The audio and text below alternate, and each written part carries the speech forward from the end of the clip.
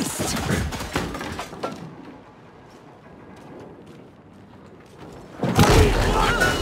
Night! The cult of the tree!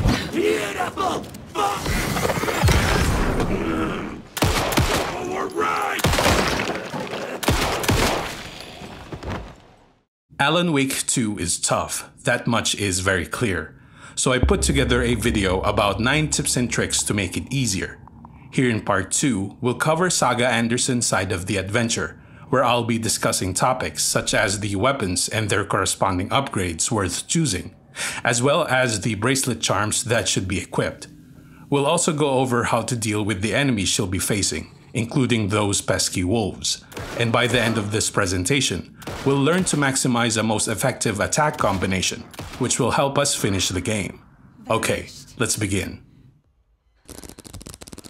Tip number 1. Brunch over lunch.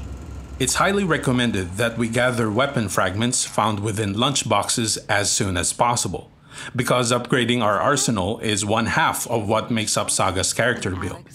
They're not difficult to find thanks to the multicolored markers that alert us if one is nearby. Technically, there's a charm out there that would reveal their location, but it's a very late game item, so we can't rely on it. I did upload a video to help you track them down just in case. There should be enough to cover all improvements I'll be recommending here. Tip number 2. Stun to win. One of the 3 best weapons for Saga is something that she already has, the service pistol. If you've collected all available weapon fragments in part 1, there should be enough to activate the most important one there is, another headshot. With this on, any target that gets hit by 2 headshots within a short period of time will be stunned. This thing is quite powerful because we can essentially stun lock a Taken by continuously firing until they go down.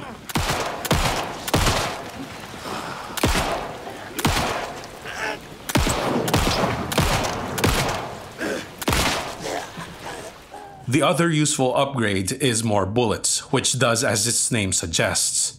This is something we can delay towards the end of the game, where I find it to be the most useful. On the other hand, again and again is not recommended, because this weapon has a significant amount of recoil, and by default, it already cycles fast enough. Tip number 3. Boomstick is best. In my opinion, the sawed-off shotgun is the best weapon for Saga in the entire game, and is available early on in Chapter 2. It's found within a display case inside the general store, acquired after solving a simple lock puzzle. Once we have another headshot activated, fully upgrading this weapon should be next, starting with Out of Action. What it does is increase the damage to any target that's stunned, blinded, or knocked down. You can see where I'm going with this. First, we use the pistol to stun a target through headshots. Then we switch over to the shotgun and finish them off.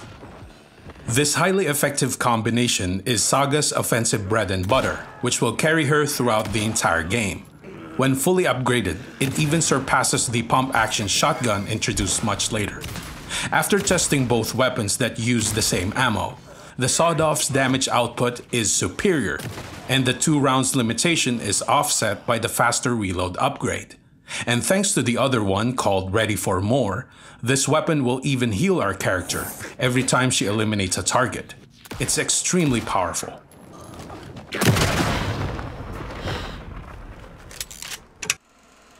Tip number 4. Enemy Simplified. In parts 1 of this guide, I already talked about how to dodge a Taken's attacks, but I'll recap it here for the sake of continuity. A Taken's melee strikes are always slightly telegraphed, meaning there's a bit of wind-up first before they swing their weapon. The best time to dodge is immediately after that, just as the forward movement starts to happen. Broken door! Darkness open!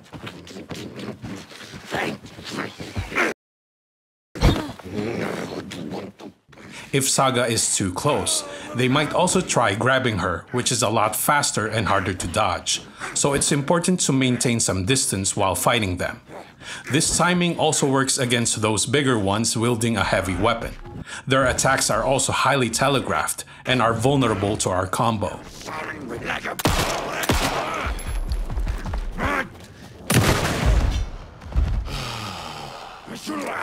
Parasites!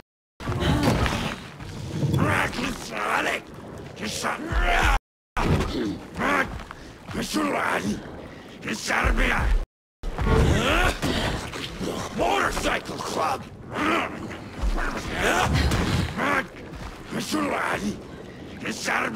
Coffee-themed fun! Coming fast!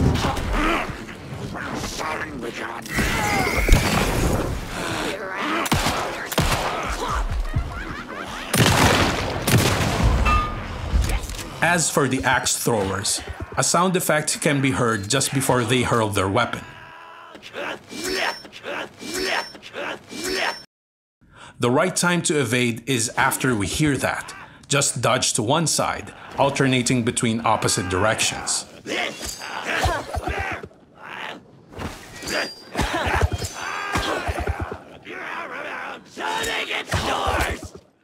These ones can be dispatched using our combo, but since they move around a lot, shooting them with the service pistol from afar also works.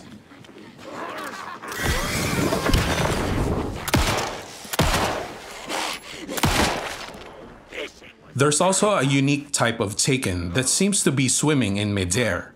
Just like a regular Taken, they're also susceptible to our pistol and shotgun combo. But just to be safe, you should be aware of their two types of offense. First is a grab attack, where they turn invisible with only ripples of water to tell us where they are. This is easy to avoid, we just need to strafe to one side as they approach. This move also works against their second type of action, a water wave. As it materializes, we run to one side. Saga will also have to fight wolves on occasion, and the right time to dodge is when they're up close, just as they begin to pounce. This can be quite tricky to pull off because if we do it a bit late, there's a good chance we'll get caught, and we can't use our stun combo on them because they'll start running after the first hit. So my advice is to disregard doing any of that and just equip our shotgun. Once a wolf gets up close, unleash a round on them, and that should stop it in its tracks. Rinse and repeat.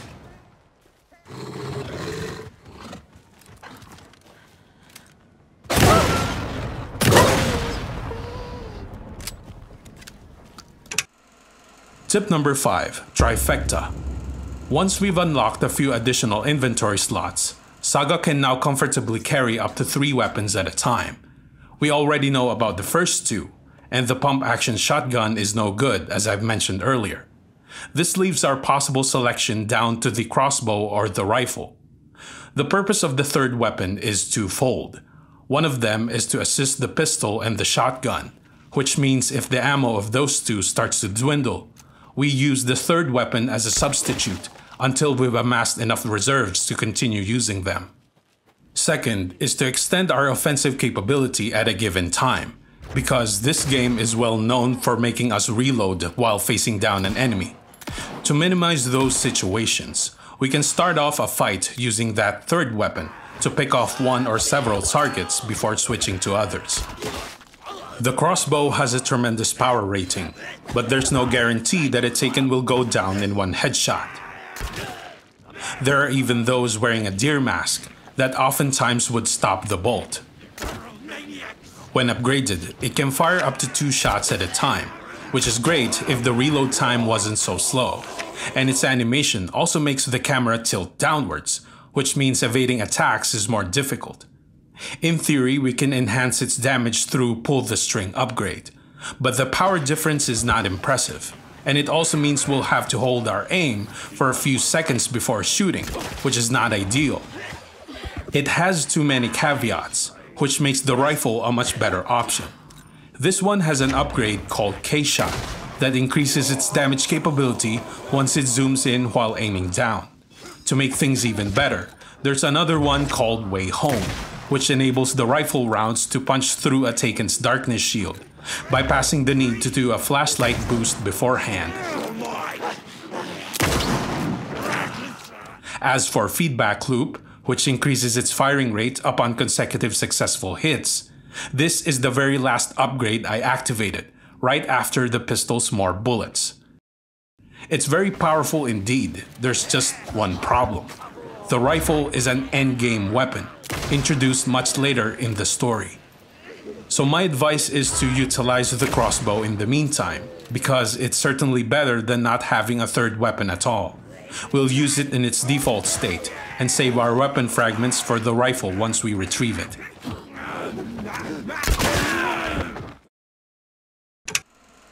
Tip number 6. Supplies aplenty. After we defeat the second boss in Watery, there's a puzzle rhyme at the dock within the trailer park, southwest edge of the map. The reward for solving it is a Coffee World charm, which according to the description, increases the quantity and quality of resources found. I'm not exactly sure what the developers meant by quality, but what I can tell you is that after equipping this charm, resources in general have become more abundant. So much so that you'll probably end up having to discard some items to make room for other things. Tip number 7. A fight avoided is won. Since this game doesn't have a leveling system, there's really no point to eliminating every group of enemies we encounter. There will be instances where we'll spot them from a distance, and unless they're in our way, we can simply avoid them by turning off our flashlight and moving on. This tip is very useful to Saga's side of the story, because we'll be doing a lot of backtracking once additional areas become accessible.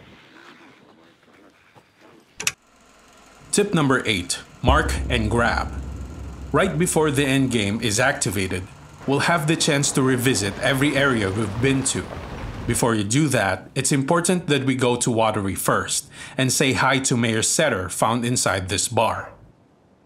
After interacting with him, he'll reward us with the Mayor Setter charm, which will reveal the location of all collectibles in our map, including manuscripts and unclaimed weapon fragments.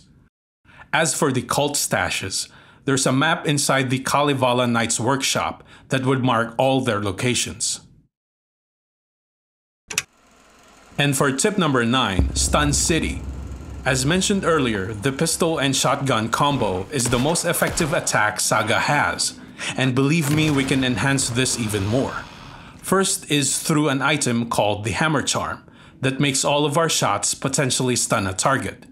Once the first boss is defeated, it becomes available at this spot on Cauldron Lake after solving the puzzle there.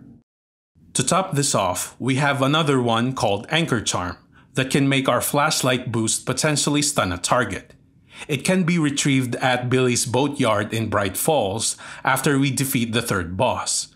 As you can see, this is a very late game item and is meant to occupy Saga's 4th bracelet slot, which can also be picked up around the same portion of the story after solving all the puzzles.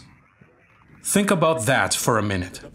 Headshots from the pistol will stun, and now any round coming from all our weapons can possibly do that as well.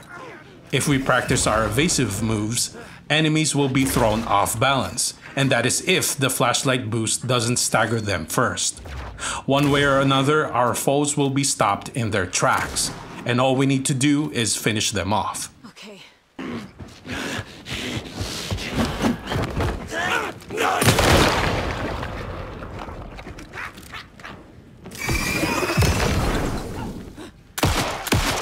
Cauldron Lake General! So there we have it, 9 tips and tricks for Saga to help you finish the game. If you have any questions or would like some clarifications, the comment section is always open. Good luck!